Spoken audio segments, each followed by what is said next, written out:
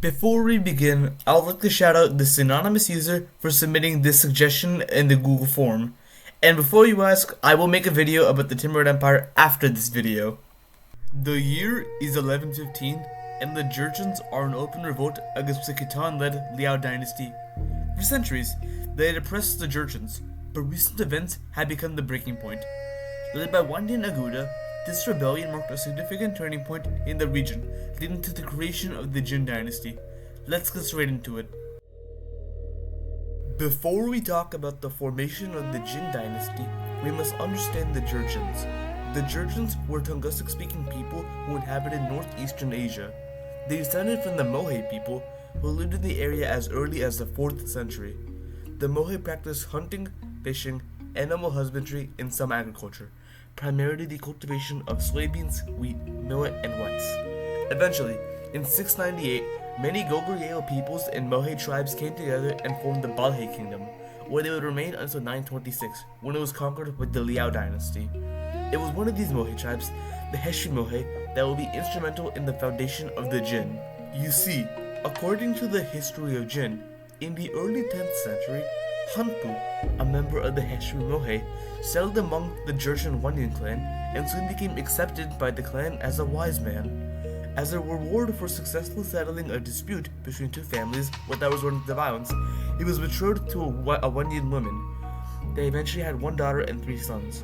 Soon, Hanpu became the chieftain of the Wanyan, and his descendants became formal members of the Wanyan clan. Fast forward to the 11th century, and Wuganai, the chief of the Wanyan clan, massively expanded his influence over the neighboring Jurchen groups, and by the time of his death in 1074, the Wanyan clan had a strong political and military base in northeastern China. Soon, Wanyan-Liao relations strained, as Liao envoys habitually assaulted Jurchen village elders and abused Jurchen women. The breaking point for the Jurchens occurred in 1112, when the Liao ruler, Emperor Tianzhuo, embarked on a fishing expedition to the Huntong River, where the Jurchen tribes were expected to pay homage to him. As a gesture of obedience, he forced the Jurchen chieftains to dance in obedience for him, and all of the chieftains, except for certain Wanyan Aguda, did. The next year, Aguda was elected as the ruler of the Jurchens. Aguda's rebellion began in 1114 when he attacked and captured the Liao stronghold of Ningjiang. Tianzhuo underestimated Aguda and sent a 7,000-strong force to repel him, which was swiftly defeated by him. Finally, on January 28, 1115, Wanyan Aguda proclaimed himself emperor, officially beginning the Jin dynasty. Wanyan Aguda became the emperor in 1115. His reign was marked by his continued rebellion against the Liao dynasty. In August, he defeated a Liao army and conquered the Huanglong prefecture. By 1116, he had fully conquered the Liaodong Peninsula. Now, Aguda's campaign against the Liao attracted the attention of the Song dynasty, which, beginning in 1117, sent emissaries to the Jin in an attempt to negotiate an alliance.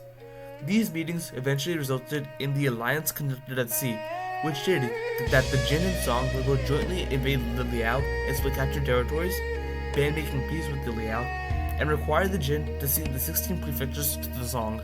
Speaking of peace terms, in 1118, Emperor Tianzhuo attempted to make peace with the Jin, but when the Jin demanded half of the Liao Empire in addition to payments of silk and silver, negotiations broke down.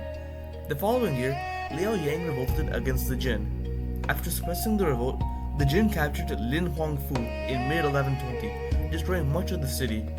In 1121, Emperor Tianzhuo's second wife, Lady Wen, conspired with Liao general Yelu Yudu to overthrow the emperor and replace him with her son. This plot was soon discovered, and Yelu Yudu escaped and defected to the Jin. With his help, the Jin captured Ningcheng in the winter of 1121 to 1122. Emperor Tianzhuo placed Yelu Chun in charge of Yanjing and fled to Datong. From there, he moved to the Yin Mountains. In his absence, the Jin captured Datong later in 1122. The Tang at Western Jia, worried that the Jin would invade their border, sent Emperor Tianzhuo some soldiers, but the Tangut Liao army was soon defeated near the Western Jia border. Also, in 1122, Yelu Jin declared himself emperor in Yanjing, beginning the brief Northern Liao. He swiftly died 3 months into his reign, and the Song dynasty army attempted to capture the city, but failed. Aguda led an army and captured the city around late 1122 or early 1123, and the remaining Khitans fled west. Wanyan Aguda died in August of 1123 and was succeeded by his brother, Wanyan Wukimai. Wanyan Wukimai became the emperor in 1123. His first priority was to finish what his brother started. In 1124, Emperor Tianzhuo fled north into the steppes, taking refuge with the Kongrian tribe. He remained in the steppe until his capture in 1125, which marked the end of the rebellion against the Liao. Now, you would think that at this point, the Jin would honor their alliance with the Song dynasty and cede them the 16 prefectures. If you did, you would be wrong. You see, the Jin dynasty's quick defeat of the Liao and the Song dynasty's military failures made the Jin reluctant to cede them any territory. After a series of failed negotiations, the Jin attacked the Song in 1125, dispatching two armies, one led by Wanyan Zhonghan to capture Taiyuan, and another led by Wanyan Zhongwang to capture the Song capital of Kaifeng. Zhonghan's departure from Datong and march towards Taiyuan shocked the Song forces in the area, who didn't expect an invasion. The Song general in charge of the defenses of Taiyuan, Tong Guan, retreated and commanded the city's defense felt the general Wang Bing. Soon after this, the Jin armies besieged the city in mid-January 1126. Yet, under Wang Bing's command, Taiyuan would hold out for roughly 9 months. While Zhonghan's army was bogged down, Zhongwei had much better luck. His invasion encountered little armed opposition, and by the end of 1125, he was able to swiftly capture Yanjing. Zhongwang's army approached Kaifeng by early 1126. Fearing the Jin forces, Emperor Huizong planned to retreat south. However, according to tradition, the emperor fleeing the capital would be seen as a sign of the Song dynasty's capitulation to the Jin, and so he was pressured by Song officials to simply abdicate. He assented to this, and on January 18, 1126, Emperor Huizong abdicated and the throne went to his son, Emperor Qinzong. Jin armies soon besieged Kaifeng on January 31st, 1126. Now, during the siege, the Jin promised to spare Kaifeng if the Song dynasty offered a huge indemnity to the Jin. Qinzong accepted this deal, and the Jurchen army ended the siege of Kaifeng in March after 33 days. Soon after leaving Kaifeng, the Song emperor reneged on this deal and sent an army to relieve the siege of Taiyuan. This force was defeated by the Jin. Enraged by this, the Jin dynasty decided to launch a punitive campaign against the Song. Zhonghan's army returned to Taiyuan, and after overwhelming the city, Taiyuan finally surrendered to the Jin dynasty in September of 1126. With the fall of Taiyuan, the armies of Zhonghan, Zhongguan, and the Jin emperor all converged on Kaifeng, besieging the city. Throughout the siege, Qinzong attempted to sue for peace, but the Jin consistently refused. Finally, on January 9, 1127, Kaifeng fell to the Jin dynasty. In what is referred to as the Jin King incident, the Jin armies looted Kaifeng and abducted numerous members of the Song imperial court, including Emperors Huizong and Qinzong, Empress Zhu, numerous other members of the imperial family, numerous court officials, and numerous palace personnel. However, the Jin forgot one person, Zhao Go, one of Huizong's other sons, who fled to the south and was crowned as Emperor Gaozong. Now, there's one thing you need to know about the Jin invasion of the Song. They never intended to conquer the Song dynasty completely. The Jin were unprepared for the decisive victory. Keep in mind that they were still preoccupied with consolidating their rule over the areas once controlled by the Liao dynasty. Thus, instead of continuing their invasion of the Song, they opted to establish a puppet government led by the Han Chinese in order to maintain Jin authority in northern China. Thus, on April 20th, 1127, they established the Chu dynasty in northern China, led by puppet emperor Zhang Bangchang. Unfortunately for the Jin, this puppet government failed to secure control, and across northern China, people were still in support of the Song dynasty. Finally, 1 month and 3 days later, Zhang betrayed the Jin and submitted to Emperor Gaozong. He was coerced by Gaozong to commit suicide, and with him, the Chu dynasty was disestablished. The Jin dynasty swiftly took their control over northern China. From 1127 to 1129, the Song dynasty sent emissaries to the Jin in an attempt to secure the release of Emperors Huizong and Qinzong, but their efforts ultimately came to no avail. Also, in December of 1129, the Jin continued their campaign against the Song, dispatching two armies, one in the east and one in the west. In the west, the Jin army invaded the region of Jiangxi, swiftly capturing Hangzhou. In the east, an army commanded by Wanyan Zongbi crossed the Yangtze River and captured Jinkong. From Jinkong, they marched south in an attempt to capture Emperor Gaozong, capturing Hangzhou and Shaoxing. However, General Zhang Jun's battle with Zongbi near Ningbo gave the emperor time to flee. By the time the battle ended, the emperor had already fled to the islands of Zhoushan. The Jin dispatched a fleet in an attempt to capture the emperor, but they ultimately failed to capture him. The Jin ultimately gave up and retreated north, plundering Hangzhou and Suzhou along the way. Soon, the Song dynasty began fighting back, culminating in the Battle of Huangtiandong, which is the Jin defeat. The Jin army stationed in the west also withdrew to the north. Throughout the early 1130s, both sides attempted to make peace. In 1130, Song official Qin Hui recommended that the emperor make peace. However, Emperor Gaozong initially rejected this proposal. The Jin also attempted to make peace, as in 1132, they freed an imprisoned Song diplomat. In 1133, the Song offered to become a Jin vassal, but negotiations fell apart after the Jin suggested moving the border from the Huai River to the Yangtze River. Aside from failed peace offers, the Jin once again tried to establish a puppet dynasty in northern China, creating the state of Da Qi, which was led by puppet emperor Liu Yu, who was a former Song official before defecting to the Jin. In 1133, after peace negotiations broke down, the Jin supported a Da Qi invasion of the Song dynasty. They swiftly captured Jiangyang, which gave them prime access to the central valley of the Yangtze River. However, their advance was stopped by Song general Yue Fei, who, in 1134, defeated them and took Zhangyang. Later that year, the Jin and Qi launched another invasion, this time further east along the Huai River. They had some initial success before being repelled at Yangzhou by General Han Shizhong and at Luzhou by Yue Fei. This invasion force suddenly withdrew north because in 1135, Wanyan Wukuimai died. He was succeeded by his grandnephew, Wanyan Hela. Wanyan Hela became the emperor in 1135 and inherited the Jin's war with the Song. The Jin resumed the conflict in 1136 after Da Qi attacked Huinan. They soon lost the battle against Song general Yang Qizong at Altang. Jumping off this victory, Song military commissioner Zhang Jun began planning a counterattack. Emperor Gaozong initially supported this, but he soon abandoned the counteroffensive when an officer named Li Qiang defected to the Jin with 30,000 soldiers. In 1137, disappointed with Liu Yu's military failures and believing that he was secretly conspiring with Yue Fei, Wanyan Hela abolished Da Qi. The next year, Emperor Gaozong promoted Qin Hui and put him in charge of making peace with the Jin. Under his guidance, the Jin and Song eventually signed a treaty that would shift the border to the Yellow River. However, because of opposition to the treaty in both royal courts, the treaty never came into effect. In 1140, Wanyan Zongbi invaded the Song. However, the Song successfully counterattacked. Yue Fei was soon assigned to lead the Song forces in defending the Huinan region. However, Zongbi soon retreated to Kaifeng and, defying orders, Yue Fei followed him and captured Zhengzhou.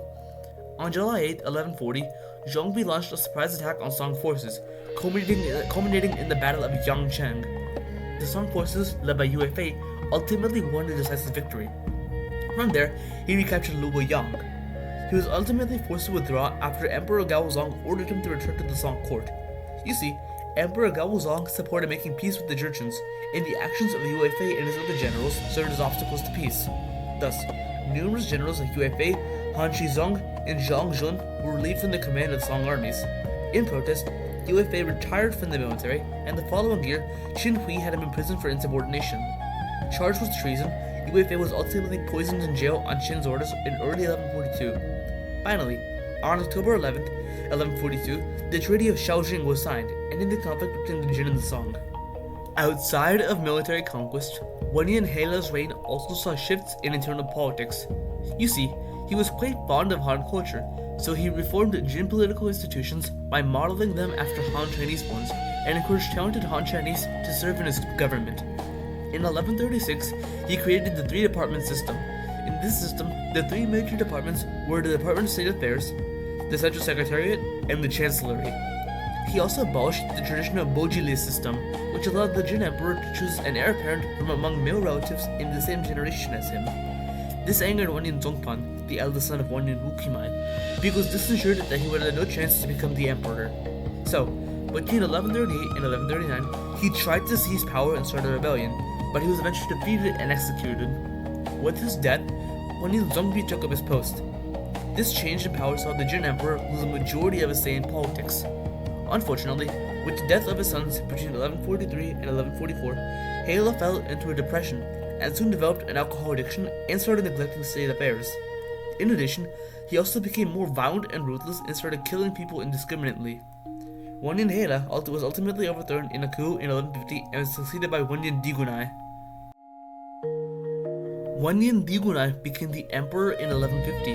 Now, because he usurped his way to the throne, he desperately needed one thing: legitimacy. How did he earn it? Well, he engaged in both the killing of his opponents and the sinicization of the Jin dynasty.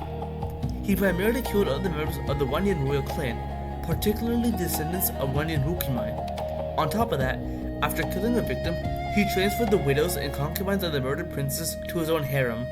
All in all, he killed 155 Jurchen princes.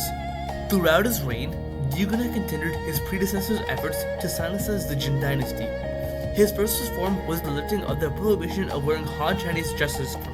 From here, he soon adopted numerous Han Chinese practices and institutions, such as the hoarding of sacrificial ceremonies in the northern and southern suburbs of his capital, the usage of an imperial carriage, a system of feudal rights, and the Song dynasty's style of court ceremonies.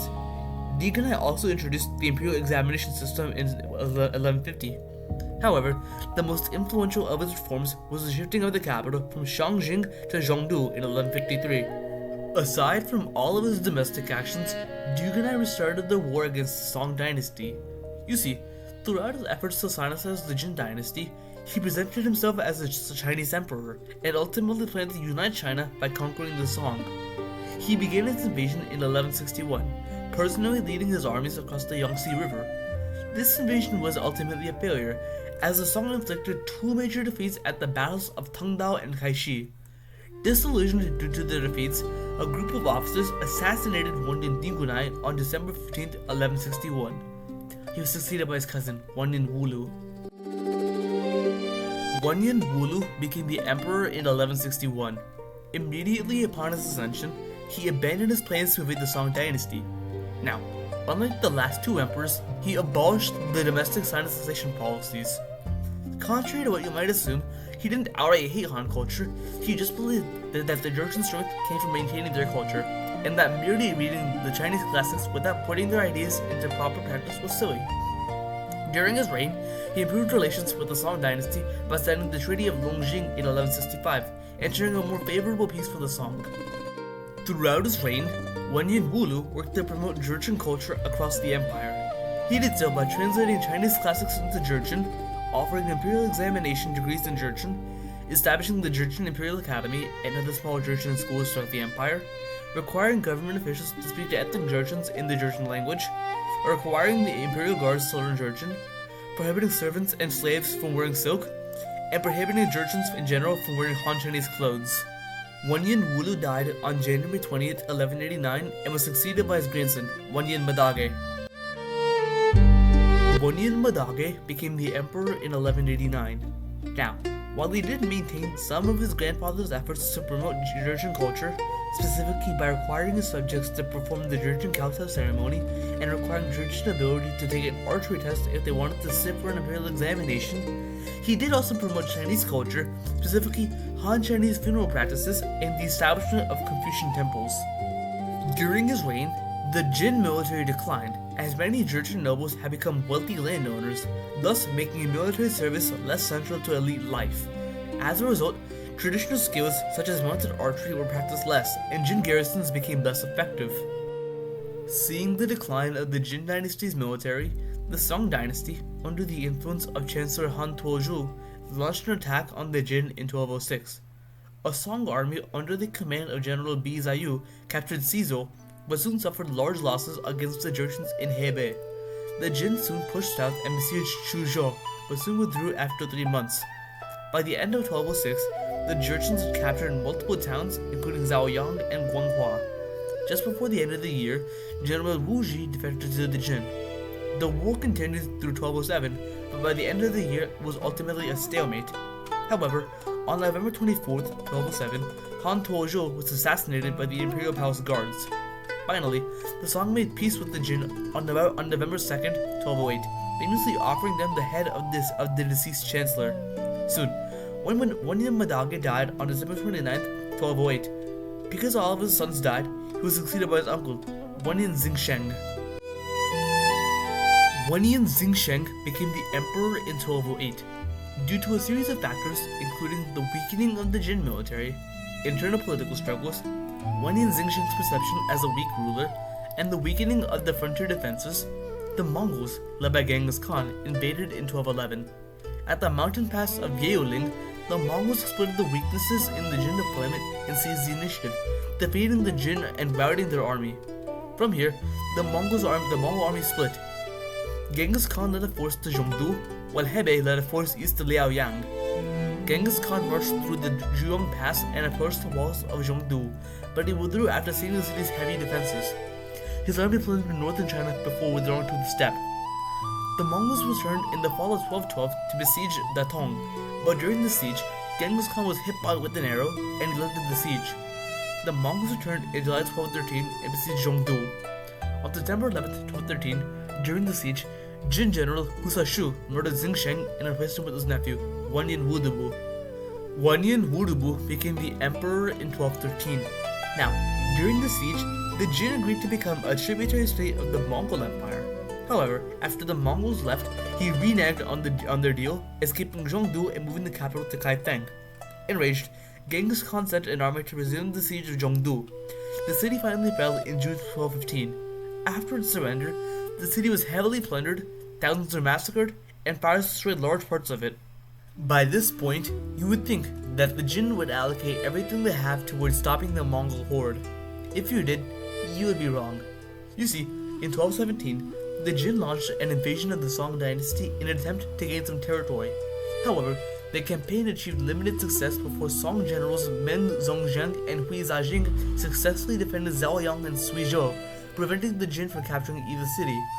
They tried once more later in the year and achieved varying success.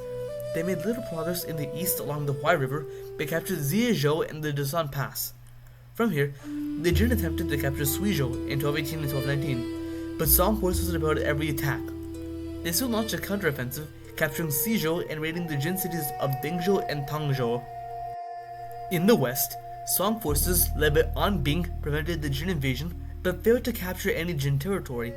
In 1221, the Jin launched their final invasion and captured Qizhou deep inside Song territory, but Song armies commanded by Hui Zhajing and Li Quan defeated the invaders, forcing the Jin to retreat. The war ended in 1224 after the Jin and Song made peace. While the Jin and Song were at war, the Mongols launched another invasion of the Jin. This army, led by Mukhali, besieged Chang'an. However, its garrison was too large, and the Mongols withdrew. They moved to Fengjian, but the siege dragged on, and Mukhali soon died of illness, forcing the Mongol army to withdraw. Wanyan Wudubu died on January 14, 1224, and was succeeded by his son Wanyan Ningjiazu. Wanyan Ningjiazu became the emperor in 1224.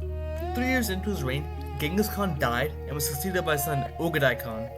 Under his reign, he would resume his invasions of the Jin. Unfortunately for him, his initial invasions failed at the battles of Dachangwan, Weizhou, and Daohuigu. Nevertheless, the Mongols returned later in 1231 and captured Chang'an. The next year, the Mongols began a multi-pronged invasion of the Jin, capturing the Tong Pass, and on February 9, 1232, decisively defeating the Jin at the Battle of Sanfengshan. From here, the road to Kaifeng was open, and on April 8, 1232, the Mongols laid siege to the city. The city fell on May 29, 1233, and Ningjiazu fled to Kaizhou. Later that year, the Mongols allied with the Song dynasty, and in December 1233, they besieged Kaizhou. Finally, on February 9, 1234, the Mongol Song army captured Kaizhou. Ningjiazu committed suicide, and his successor, Wanyan Hurun, was swiftly killed, officially marking the end of the Jin dynasty. So, in conclusion, the Jin dynasty marked a significant era in Chinese history. They not only transformed the political landscape of the region, but also set the stage for subsequent conflicts, particularly with the Song dynasty. Ultimately, the Jin dynasty's legacy would influence China in the future, as the Jurchen people would later establish future dynasties in China, most notably the Qing, which lasted until 1912.